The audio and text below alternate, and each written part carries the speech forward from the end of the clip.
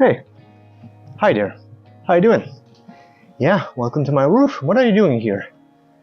Alright, let's talk this over.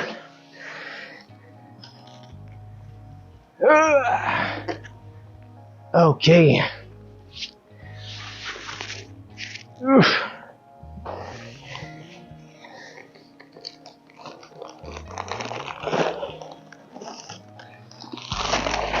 So, what am I doing on my roof? Yeah, well, it's the joys of being a homeowner, I guess. I come here about twice a year just to check on everything. So we are here in Montreal, and as you can see, this is a flat roof, which has some perks, but also some design flaws. We'll talk them over as we inspect. And I am in no way a home inspector, just, I don't know, I guess some things I picked up along the way that I was told to do, and I will share with you, part of being a, sensible homeowner, I guess. Alright, let's do this. Oh, the gravel bag here, well, pretty sure you can understand why I brought this here. So, the roof was done in, 2013, so 10 years ago. And so it's the typical, as you can see, gravel, like tar membrane and gravel on top, so old school.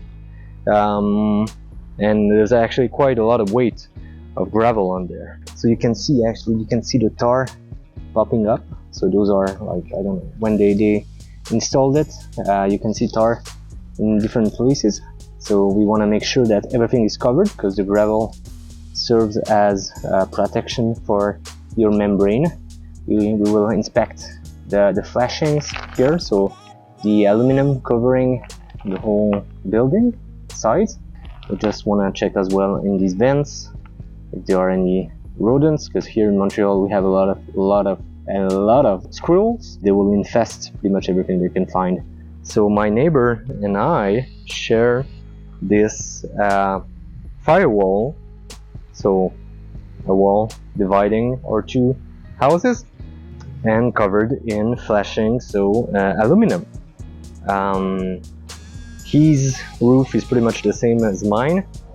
I don't know when he did it, but his flashing, as you can tell, they are much older, probably galvanized steel by the look of it, because there's a lot of rust. And ours, so yeah, as I said, it was done 10 years ago. So when we bought 5 years ago, usually such a roof has a warranty for labor, like waterproofing and such, running for 10 years. That's what we see here in Montreal. What we didn't know, so that's a quick tip for you if you ever intend on buying some kind of property. Yes, you can ask for when it was built and when the warranty will run out. But what we didn't think is to call the contractor who did the roof, our roof, because the issue is that I had to call him like a year after we bought the place. So there was supposed to be still 4 years of warranty on the work. And actually, so I called the number that was given by the previous owners, and the guy, some guy picked up. I asked him if it was a company roofing such and such, and the guy almost like started crying on the phone and said, well, is this kind of a sick joke or I don't know what, because actually it was the company owner, but he went bankrupt a few years prior.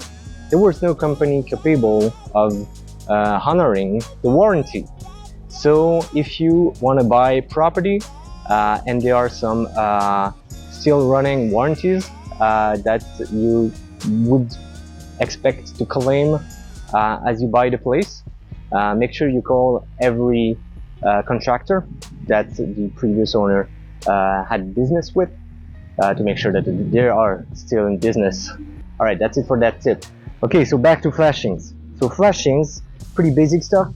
So folded aluminum to fit the walls. As you can see, they are set in place with screws. And what you want to look for, usually the aluminum, I mean, it's not eternal, but it will hold up very, very well. What you want to look for is the caulking between the aluminum sheets, because these, I mean, it's made to be outside, but like you will find around your windows, door sills, etc., these will dry up in the sun. And I mean, being on a roof, obviously they are very exposed. So yeah, you want to go all the way around and look. Yeah, as you can see, corners here, there's usually a lot more, and you want to look at, well, how well they're holding up. See here, I could add some more because it's not properly covering. I don't have a caulk gun with me. We'll just assess for now, make sure that this is properly set and covered, so that we don't have also, so obviously water coming in, bugs, insects, rodents, any kind of undesirable creature. But here it looks good for, I mean, considering I want to be replacing this. And I mean, every year I come, and every year I think I've removed all the nails and everything left by previous contractors, but I don't. So I always keep finding some nails. If you are in Montreal and have the hobby of throwing nails on my roof, please stop, because it's getting annoying. Alright.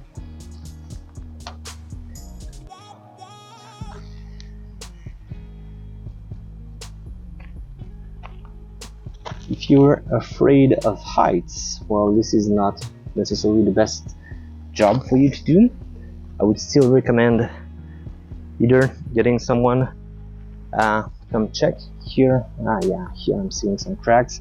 I might have to come back up and recaulk the whole thing. Here also some cracks. Yeah, this whole side.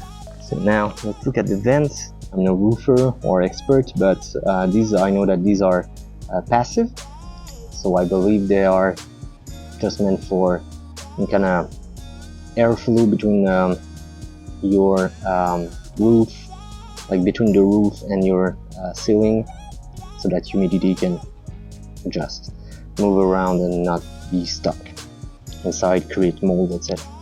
So just want to make sure that everything is in place. There's usually, I don't know if you can see it here, there's a screen to prevent any kind of rodent or any invasion from undesirable creatures. So just want to make sure that it's still firmly in place, there's no gap. And yeah, we'll look at, I have 3 on my roof, so we'll just look at all of them, just holding on here. Yeah, 3rd one here.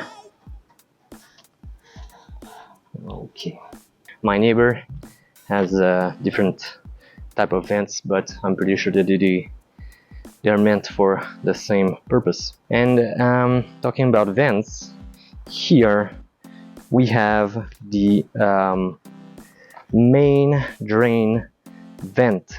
In order for your water to flow, like flushes and showers, etc., you need to have some kind of air input, right? So otherwise it would vacuum and it wouldn't flow. So you need some air to come in. So you will find, and as you can see, my neighbor has one as well, you will find those vents.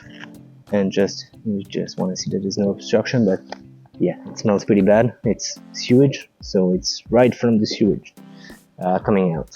So those are required, don't cover them. And here we have my bathroom vent. So this same system, we have some screen here, but the only difference is, I mean, you've seen a bathroom vent from inside, I'm sure. These are active, so there's a fan drawing the air and humidity out of the room.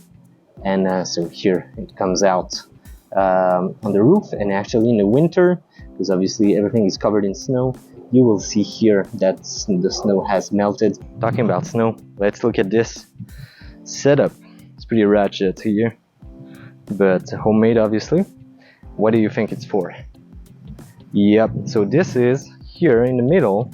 I should change that old school screen, but this is a roof drain, actually coming in the main drain as well. Let's talk about these thatch roof for a moment and why they are flawed and what to look up for as homeowners. And here I'll include a few tips learned from mistakes and misadventures. Okay, so these roofs, obviously they are flat, then the whole water coming in, so being rain or melting snow, will converge to this central point, the roof drain. What happens is that, well, this drain is linked with the same drain than every gray water in the house. So flushes, showers, anything, sinks, name it, it comes through the same pipe and collects and goes out on the streets in the municipal sewage system, right? When there's a lot of water, so a lot of rain, the municipal will tend to back up because it can't absorb all that water volume. And what it causes is that it will back up, but you will have all the surface worth of the house collecting the rain and having it coming down the same pipe, right? So water wants to come from, like, enter your house from both sides. What it will cause, that it will back up somewhere at the lowest point in your house that is not protected by some kind of trap doors on the pipes. So this will cause in turn some water damages. Happened to us, and that's why we had those trapdoors installed on all the basement level, well, water points. Still a flaw even with those trapdoors. So those trapdoors, the way they work is that they will allow water to come out of your house, so going in the street. But if water from the street wants to come in, the door is pushed back against the pipe, and it will close, just preventing the water to come in. But if it rains, as I said, the water still keeps accumulating on the roof and coming down the drain, and will also want to exit that door, right? But it's closed because there's too much pressure coming in from the main drain, the main sewage system. So water will still want to come out somewhere, lowest point available in your house. And that's the major flaw, because ideally you would have such a drain on your roof that collects and goes outside some kind of rain gutter, I don't know, in your yard or wherever, but not in collecting with your gray waters.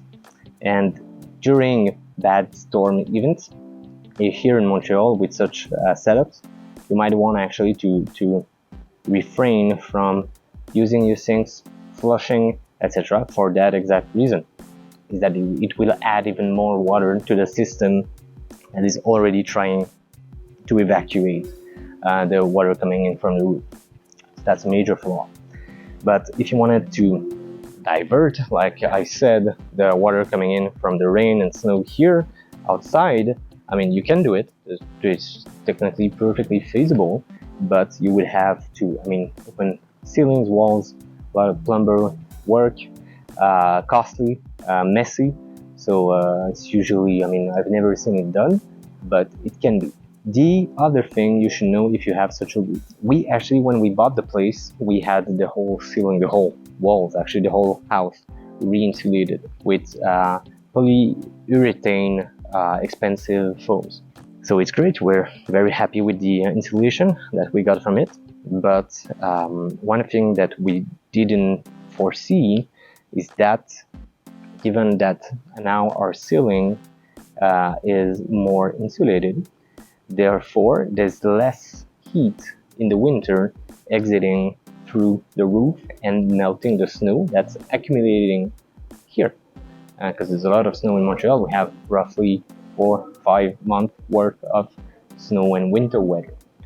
But previously, before the house was insulated by us, it was just enough to have the whole thing melt and just flow down the drain. Perfect, right? Actually, my neighbor didn't insulate his roof, and if I come up in the winter, I can clearly see his whole roof, the gravel, some patches here and there, but there's no snow accumulating. It's all just melting away by what he pays in electricity bills. But it didn't cause any concern, right? So what we didn't foresee is that it will accumulate. But when it accumulates, and when there's a warmer day during the winter, and so some of the snow melts, during the day it's fine. It will melt and it will collect here on the drain. But once night comes, it's obviously getting colder, and so the whole water that's been melting ends up freezing somewhere at the lowest point of the roof, so near that drain, and it accumulates as well. So there's not going to be enough warmth and sun coming in the spring to melt the whole thing, and so basically what you will have a good about 10 inches of ice, like hard ice first, and then you will have the snow that fell. So what happened? It accumulated so much ice and obviously covered the hole, and so water couldn't exit the roof. So it found again the first lowest point available. It was near that chimney here that you can see on your right. It caused some pretty bad damages, so we had to redo walls, change doors, floors. There was a lot of things to deal with to prevent that from happening again. What we did is install this cable. So what I did, I bought this cable. You can find them at your hardware store. You can find them online. I'll put a link in the description below if you want one. What I did here is install it like kind of in a circle around the drain and hold it in place with those bricks. So it also goes like a good 4-5 feet down the drain, comes back up. Whenever it gets warmer, or just to prevent anything during the winter, I will just turn it on for whole day, whole night, so that it melts a good amount and it clears everything out, so we don't have any issues.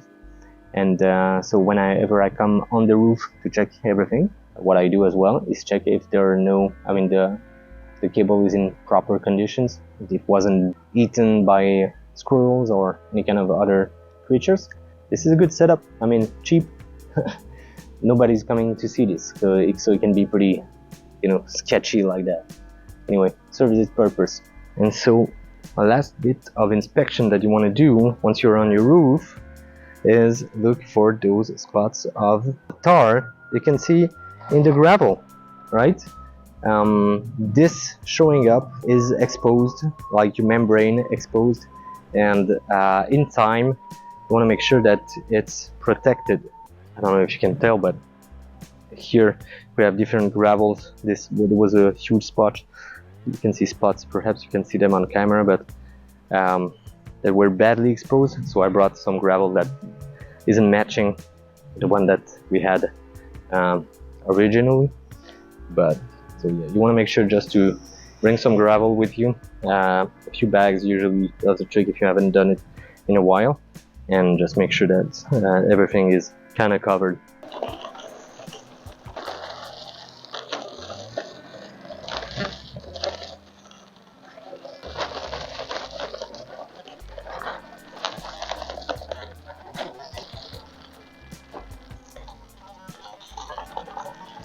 So this will actually prevent your membrane to be too exposed to the elements, and will help in extending the life of your roof.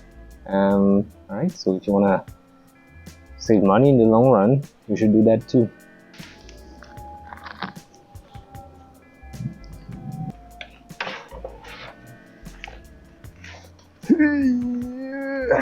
Yeah, actually, I'm gonna get the phone back.